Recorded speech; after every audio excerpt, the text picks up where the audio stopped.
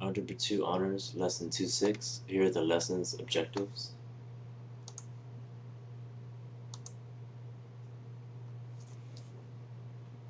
Alright, what I'm going to show you is how to graph using the shortcut method. Alright, how to graph an absolute value function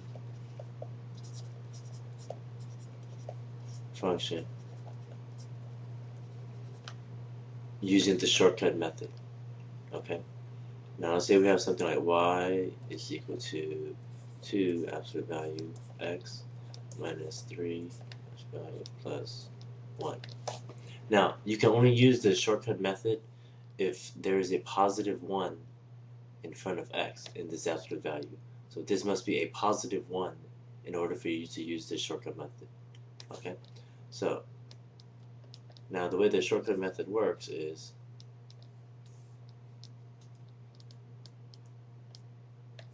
now let's say we find the vertex first, right? You find the vertex the same way. Opposite sign divided by the number in front right here. So the vertex will be opposite sign 3 divided by 1 is 3. There's a number outside here, that's 1. So our vertex is 3 and positive 1. So 3 and positive 1. So 3 and positive 1 looks like we are right there. There's our vertex. Okay. Now this number over here tells us how much we're going to move up or down. If it's positive, you move up. If it's negative, you move down. So from your vertex, you're always going to move over to the right 1, and then you're going to go up or down whatever this value is. So in this case, we're going to move over 1 and then up 2. So it's about right there. And then you get another point to move over 1 and then up 2 again. Right? So that's the right side of your absolute value function. And then go and just copy the left side. Since we moved over 1 and up 2, we'll move to the left 1 now and then up 2. So to the left 1, up 2. To the left 1 and then up 2 again. So here's the left side of our absolute value.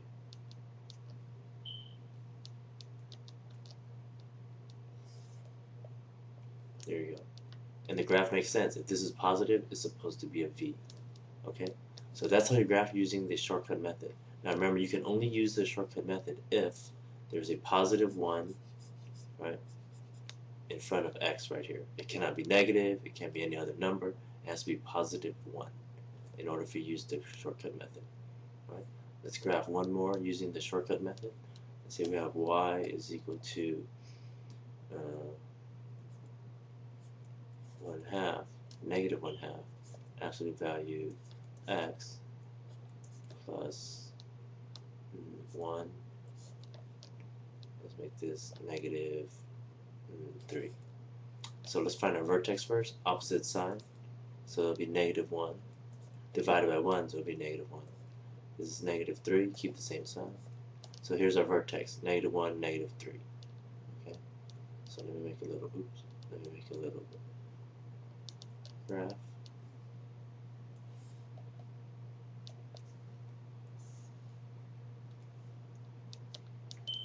So 1, 2, 3, 4, 5. 1, 2, 3, 4, 5. So let's plot our vertex, negative 1, negative 3. So x is negative 1, move down, right, 3. So negative 1, negative 3 is right there. There's our vertex. Okay? And then what we're going to do is we're going to move over 1, right, from our vertex, move over 1, and then up or down, whatever this value is right here. So if this value is negative 1/2, what that means is when you move over 1, you're only going to move down 1/2. Why do we move down? Because it's negative. Then move over 1 more time, and move down 1/2, so you'll be right there. So there's the right side of our absolute value function. It's going to copy the left now. So we move to the right one down 1/2, to the left one down 1/2. Left one down 1/2. So left one and down 1/2. There you go. And you've got the left side of your absolute value function.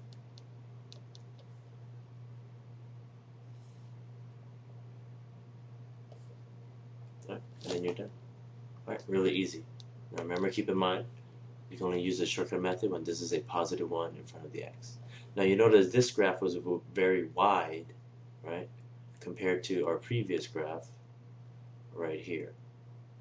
Now the reason why is anytime this value is a whole number, it doesn't matter if it's positive or negative, if it's a whole number, your graph will be more narrow. Okay, your graph is going to be more narrow if this value is a whole number. If this value is a fraction, your graph is going to be wider. Okay, if this value is a fraction, and it doesn't matter if it's positive or negative. Positive or negative just tells you if it's going to be a V or an upside down V. Okay.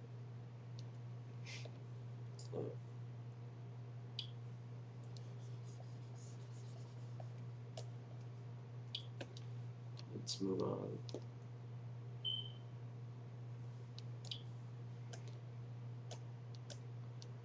Alright, now if they give you a graph, you have to be able to find the equation. So let's start with something like okay.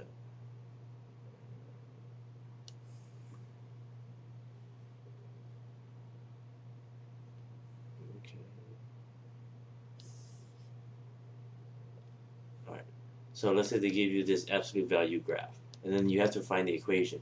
Well, the first thing you should always do is always find the vertex. So the coordinates of the vertex here is -4 and +6. So -4, +6. So when you start your equation, okay, you're going to have y is equal to, alright, you know you're going to have an absolute value. Alright, now this x value, if it's -4, remember before I put an x here? Alright, remember if this is -4, we used opposite signs, so I'm going to put a +4. If this is a 6, keep the same sign, put a +6. Now you have to find the value in front right here. The value in front, remember we would move over 1 and up or down. Well, it looks like the next point that hits the line is right there, so it looks like we move over 1 and down 3. Okay, so it looks like this value is going to be -3. Okay, and like notice that you move over 1 again, down 3, you're back on the absolute value function.